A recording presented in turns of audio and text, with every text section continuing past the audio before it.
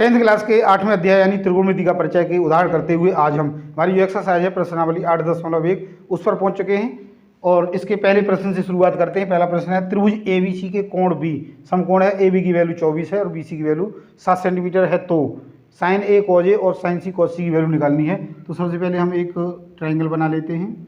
मान लीजिएगा ये कोई ट्रायंगल है, इसका कोण B समकोण है, यानी ये हमने B ले लिया और यहाँ पर हम A ले लेते हैं और यहाँ ले लेते हैं C।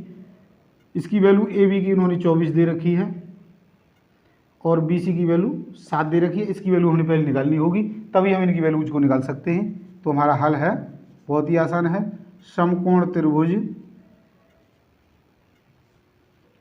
ABC में पाइथागोरस प्रमेय से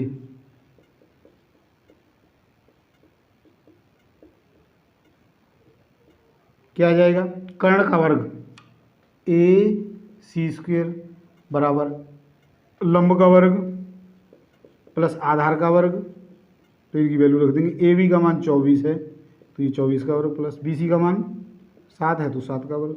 24 का वर्ग हम जानते हैं 576 होता है प्लस 7 का 49, इन दोनों को जोड़ेंगे 6 और 9 15, 5 और 7 12 और ये 625 हो गया AC²। तो AC बराबर वर्गमूल 625 अर्थात AC की वैल्यू प्लस माइनस 25 आ गई। तो ये वैल्यू कितनी होगी हमारी 25 सेंटीमीटर। अब निकालते हैं सबसे पहले साइन A।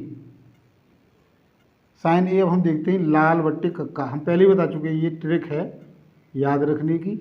तो यहाँ पर देखो A ले रहे हैं, अर्थात ये एंगल है, तो A के साथ ये क्या हो जाएगा, हमारा आधार हो जाएगा यानी बेस, और ये क्या हो जाएगा लंब। तो यहाँ पर आधार बट्टे लंब बट्टे कर्ण साइन A के लिए, तो लंब क्या है इसमें 7 यानी 7/25 और cos A ये होता है हमारा आधार बट्टे कर्ण अर्थात 24/25।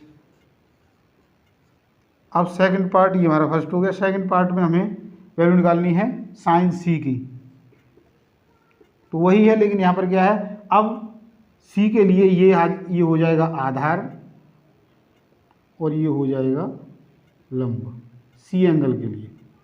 तो साइन C की वैल्यू क्या हो जाएगी फिर वही लंब बट्टे में कर्ण, यानी लंब अब ये हो गया यानी 24/25। अब हमें निकालना है cos C, तो cos C equal to cos C के लिए क्या है आधार बट्टे कर्ण, तो आधार यहाँ पर क्या है 7 यानी 7/25। तो ये हमारे आंसर हो गए। दूसरा प्रश्न है हमारा आकृति में, यानी ये आकृति दे रखी है PQR, टेंजेंट P और कॉट R की वैल्यू हमने ज्ञात करनी है। तो आइए देखते हैं, बिल्कुल आसान है इसका सॉल्यूशन।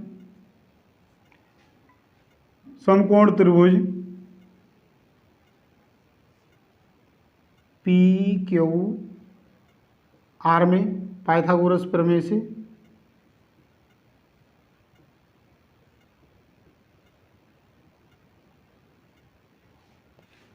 वही PR का स्क्वायर बराबर PQ का स्क्वायर प्लस QR का स्क्वायर। PR की वैल्यू 13 दे रखी है, 13 का वर्ग, और PQ की 12 दे रखी है तो 12 का वर्ग, प्लस QR की वैल्यू हमने निकालनी है। 13 का वर्ग 169 होता है और इधर आके ये माइनस का हो जाएगा 144 बराबर QR स्क्वायर। तो ये 169 में से 144 घटाते हैं तो 25 आएगा बराबर QR स्क्वायर, यानी प्लस माइनस 5 बराबर QR। तो QR की वैल्यू हमें प्राप्त हो गई 5 सेंटीमीटर। अब हमने क्या निकालना है, tangent P minus cot R। तो देखो टेंजेंट P यानी P के लिए ये आधार और ये लंब होगा, और हम जानते हैं लाल बट्टे कक्का इससे, ये टेंजेंट के लिए है लंब बट्टे में आधार, तो लंब क्या है 5, आधार क्या है PQ यानी 12 माइनस कॉट R।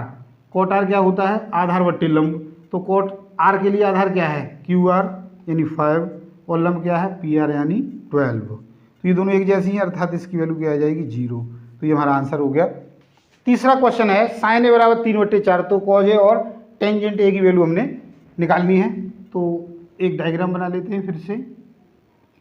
साइन ए दिया है, अर्थात हम इसको 90 डिग्री का नहीं लेंगे, इसको यहाँ ले लेते हैं, यहाँ पर बी ले लेते हैं और यहाँ पर सी ले लेते हैं, यानी बी 90 डिग्री का है।